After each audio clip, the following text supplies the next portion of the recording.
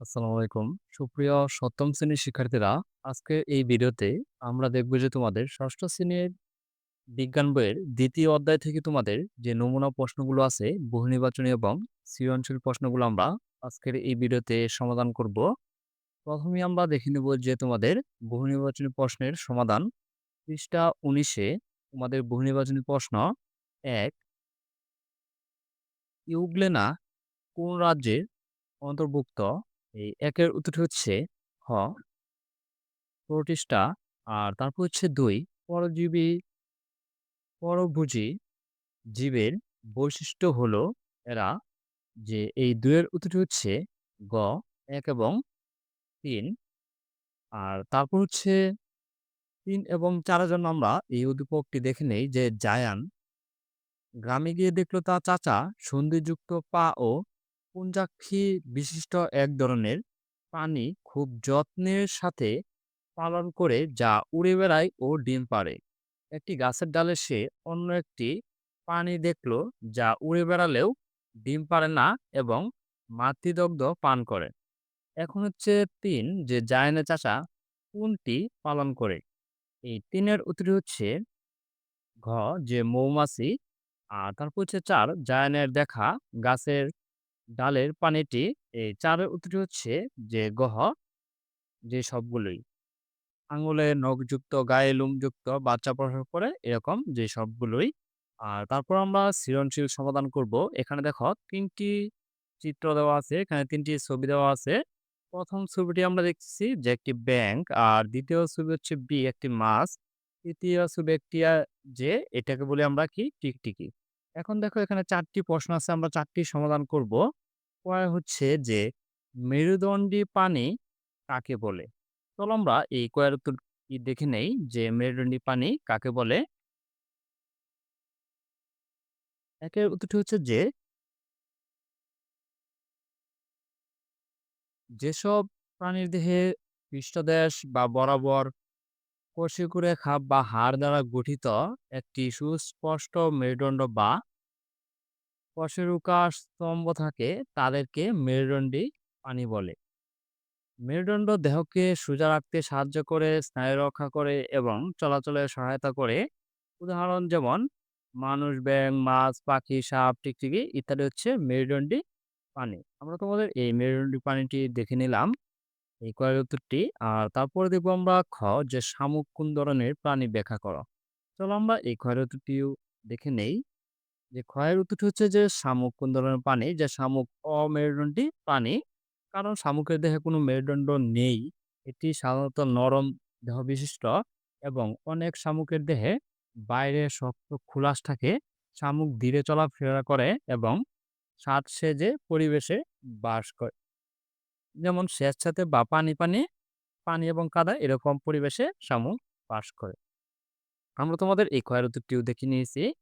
আর তারপরে দেখবো আমরা গ, সি, যে কোন শ্রেণীভুক্ত প্রাণী। এখানে দেখো সি আছে টিকটিকি, যে কোন শ্রেণীভুক্ত প্রাণী। চলো আমরা এই গয়ের উত্তরটিও দেখে নেই। গয়ের উত্তরটি হচ্ছে যেমন, যে এটিকে বলে কি রেপটিলা, যে শ্রেণীভুক্ত প্রাণী। যেমন টিকটিকি হচ্ছে,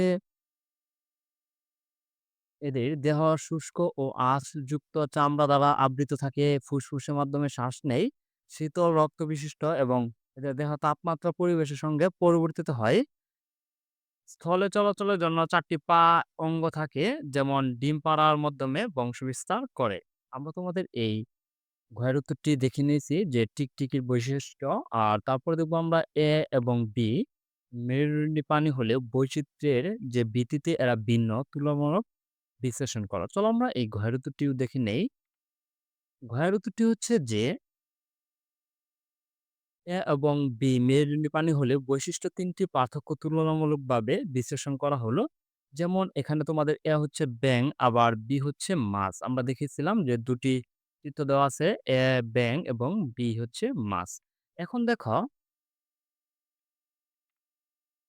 এখন দেখো যে লক্ষ্য করো যে বাসস্থানে হচ্ছে যে জল ও উভয় জায়গায় বাস করে কোনটি, যে ব্যাঙ।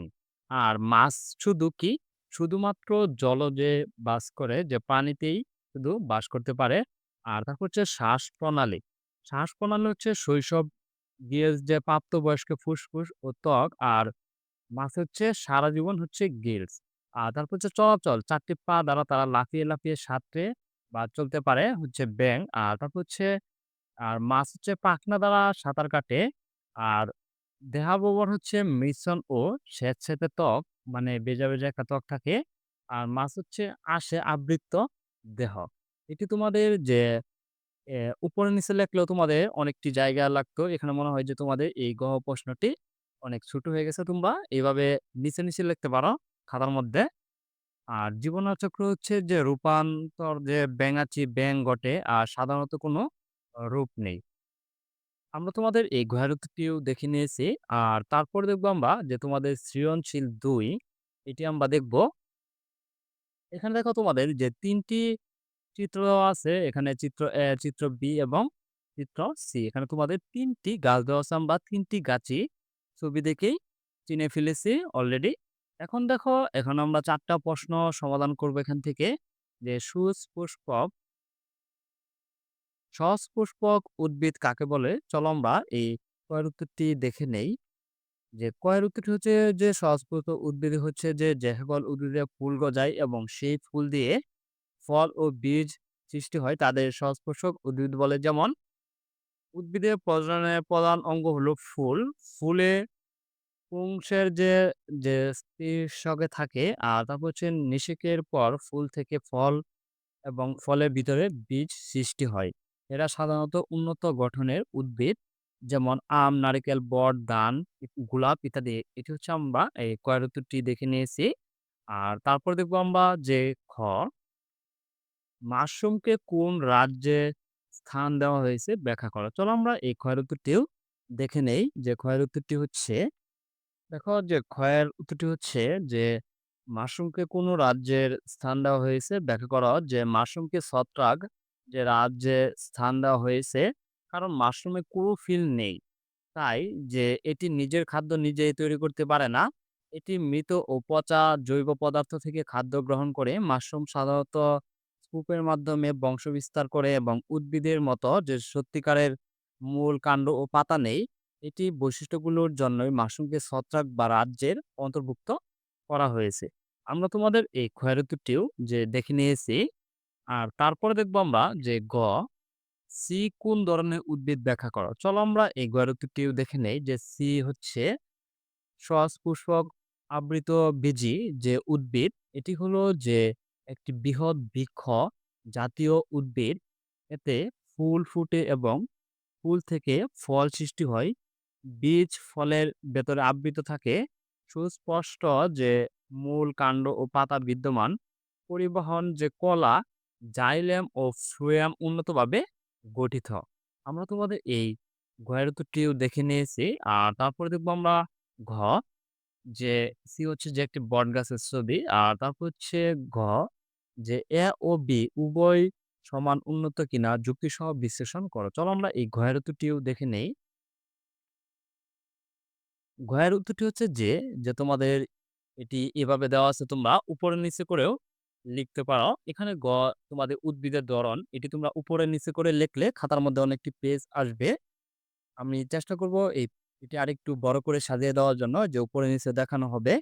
যে উদ্ভিদের ধরন হচ্ছে অসপুষ্পক, এটি হচ্ছে যে চিত্র ফান। আর তারপর হচ্ছে নারিকেল হচ্ছে সপুষ্পক। আর তারপর হচ্ছে চিত্র বটগাছের সপুষ্পক।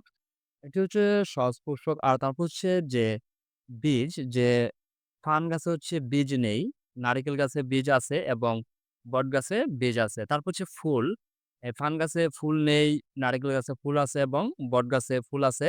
বংশবিস্তার হচ্ছে স্তূপের মাধ্যমে, বীজের মাধ্যমে।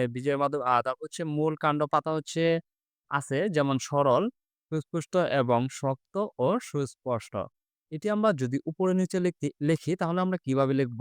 দেখো, এই ফান উদ্ভিদটি হচ্ছে এটি চিত্র অসপুষ্পক ও পুষ্পধারী যে পর্দায় উদ্ভিদ। এটি ফুল, ফল, বীজ নেই, বংশবিস্তার ঘটে স্তূপের মাধ্যমে। এতে মূল, কাণ্ড ও পাতার গঠন থাকলেও তা সম্পূর্ণ উন্নত নয়। এ ধরনের উদ্ভিদকে যেমন পেরিডোফাইটা দলে রাখা হয়। এরা সাধারণত স্যাঁতসেঁতে ও ছায়াযুক্ত স্থানে জন্মায়। আর বি হচ্ছে নারিকেল গাছ, যে চিত্রটি হচ্ছে বি ছিল আমাদের। এটি সুস্পষ্ট আবৃতবীজী এক বীজপাত্রী উদ্ভিদ। এতে ফুল ফোটে এবং ফুল থেকে বীজ তৈরি করা হয়। বীজ ফলের ভেতর আবৃত থাকে। আর তারপর হচ্ছে সি হচ্ছে বটগাছ। যেমন আমরা তুলনামূলক যে এই চিত্র অস্পর্শক ও স্পুরধারী উদ্ভিদ, কিন্তু বি, সি সুস্পর্শক যে বীজধারী উদ্ভিদ।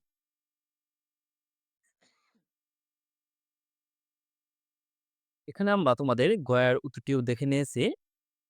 ধন্যবাদ শিক্ষার্থীরা, যে আমরা তোমাদের এই ষষ্ঠ শ্রেণীর ২য় অধ্যায়ের সৃজনশীল ১ এবং সৃজনশীল ২ এবং বহুনির্বাচনী প্রশ্নটি সমাধান করে নিয়েছি।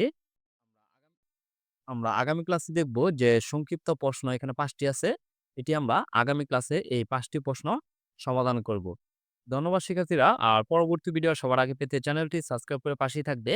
আর যারা সাবস্ক্রাইব করেছ তাদেরকে অসংখ্য ধন্যবাদ।